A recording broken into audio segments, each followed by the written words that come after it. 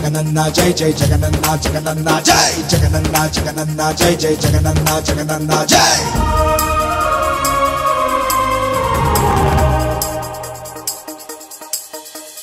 జగమేలువాడు జగనొచ్చినాడు జనమంత వాడు కదిలొచ్చినాడు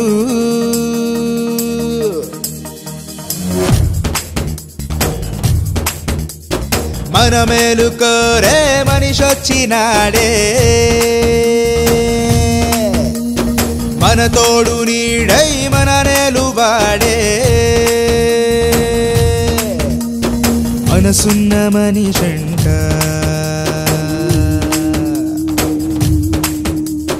మహారాజు మనసంట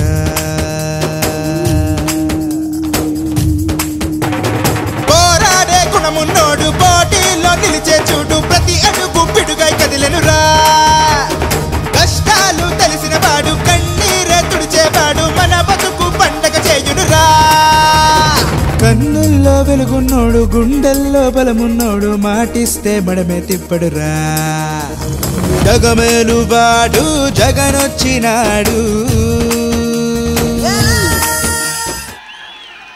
చంద్రబాబు నాయుడు గారు 4 ఏళ్ళు ముఖ్యమంత్రి పట్టించుకునే పరిస్థితి లేదు అడిగే నాతుడు లేడు పైగా ఇదే పెద్ద మనిషి ఉద్యోగాలు కావాలంటాడు డావోస్ పోయాడు ఇప్పుడు 22 సార్లు చంద్రబాబు నాయుడు గారు ఈయన గారి విదేశీ పర్యటనలు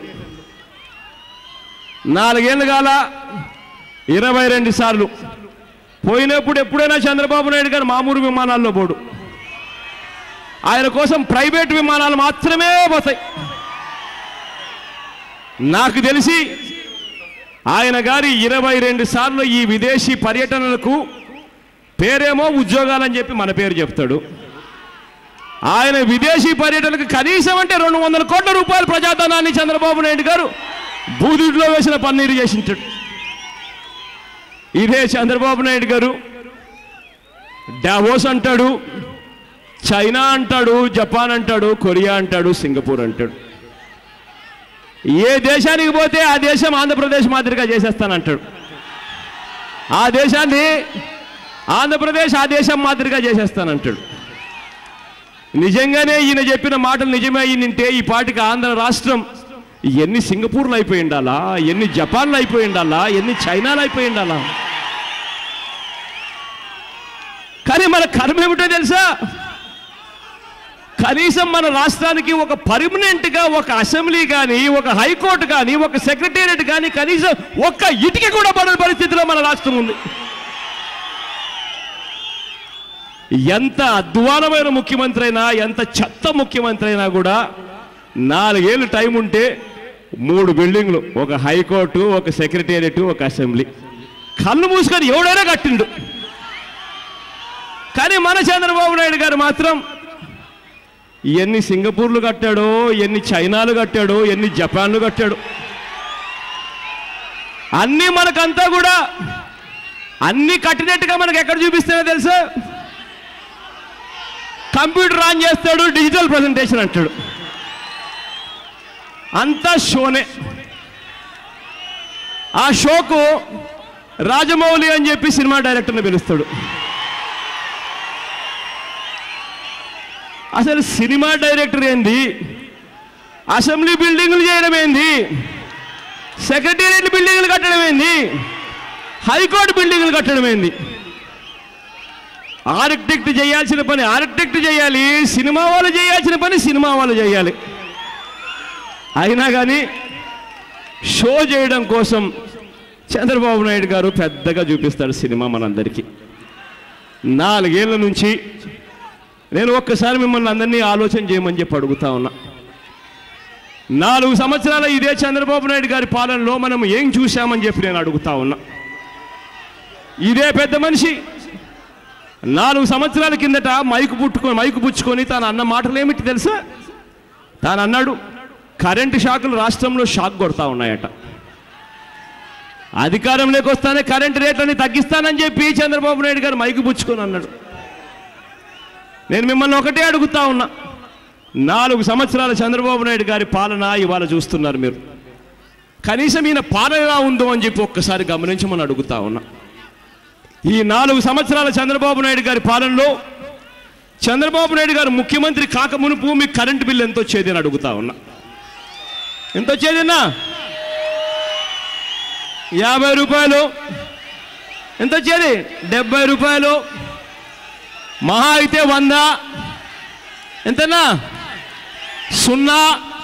అసలు కరెంటు బిల్లు వచ్చేదే కాదు ఇంతకుముందు చంద్రబాబు నాయుడు గారు ముఖ్యమంత్రి కాక మునుపు. 4 ఏళ్ళు అయిపోయింది చంద్రబాబు నాయుడు గారు ముఖ్యమంత్రి. నేను ఇవాళ అడుగుతా ఉన్నా, ఇవాళ మీ కరెంటు బిల్లు ఎంత వస్తా ఉంది అని అడుగుతా ఉన్నాను మిమ్మల్ని అందరినీ. ఎంత? 500. ఎంతన్నా? 1000 రూపాయలు. ఎంతన్నా? ఎంతన్నా? 1000. ఎంతన్నా? 500. ఎంతమ్మా? 1000. ఎంత తల్లి? 500. ఎంతనా? 500, 600, 700, 1000 రూపాయలు. పైగా కరెంటు బిల్లుల్లో మన ఇళ్లలోకి దూరుతా ఉన్నారు. ఏదో వాళ్ళ అత్తగారి సొత్తు అన్నట్టుగా మన ఇంట్లోకి దూరుతా ఉన్నారు. దూరి మన ఇంట్లో ఉండేది మహా అయితే 2 ఫ్యాన్లు 4 లైట్లు ఉన్నా కూడా బిల్లు ఇచ్చేదేమో 5000, 6000 రూపాయలు కట్టమని చెప్పి వాళ్ళ బిల్లులు ఇస్తా ఉన్నారు. అవునా కదా?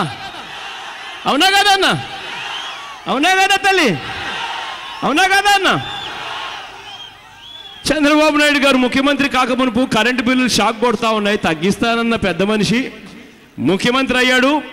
3 సార్లు పెంచాడు ఈయన హయాంలో కరెంటు బిల్లులు. మనకు షాక్ కొట్టిస్తా ఉన్నాడు ఆయన మాట.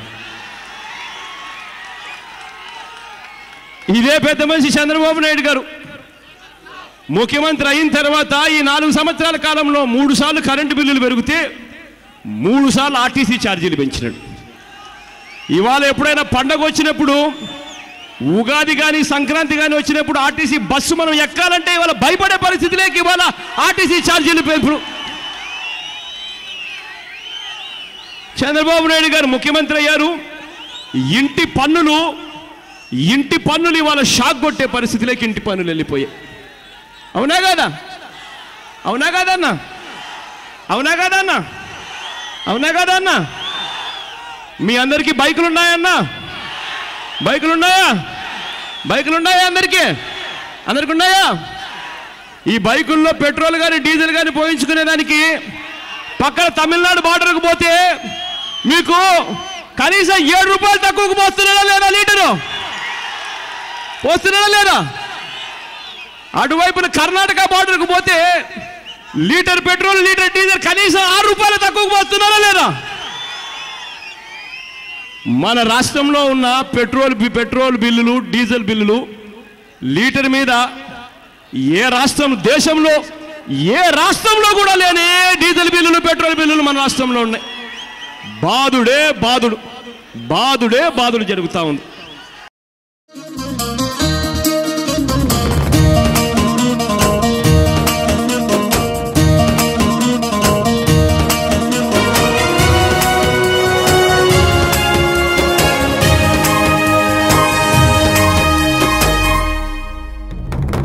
పది మంది కోసం పనిచేసేవాడే ప్రజలంటే పంచ ప్రాణాలే. ప్రతి గుండెలోన పదిలంగా ఉన్న రాజన్న రాజ్యం రావాలే. జనమంతా ఒక్కటై కోరుతుంటే, జగనంటే జనమని పాడుతుంటే, ప్రతి ఊరు నెరవేరుతుంది జగనన్నే మనవాడందిరా. ప్రతి గడప దీవిస్తుంది జగనన్నే నాయకుడంటూరా. కన్నుల్లో వెలుగున్నోడు, గుండెల్లో బలమున్నోడు, మాటిస్తే మడమే తిప్పడురా. జగమేలువాడు జగనొచ్చినాడు,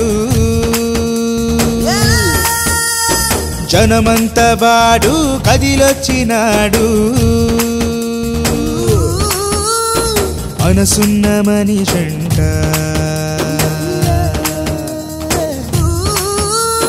మహారాజు మనసంట.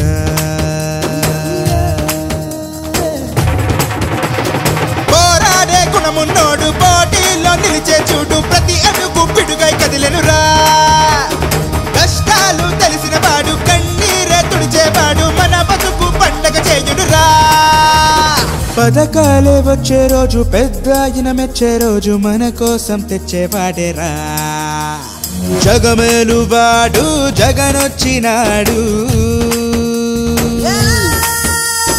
జనమంత వాడు కదిలొచ్చినాడు మనసున్న మనిషంట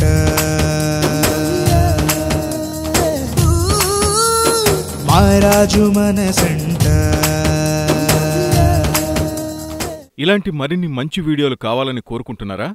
అయితే పక్కనే ఉన్న గంట సింబల్ను క్లిక్ చేయండి. అలాగే సబ్స్క్రైబ్ చేయండి.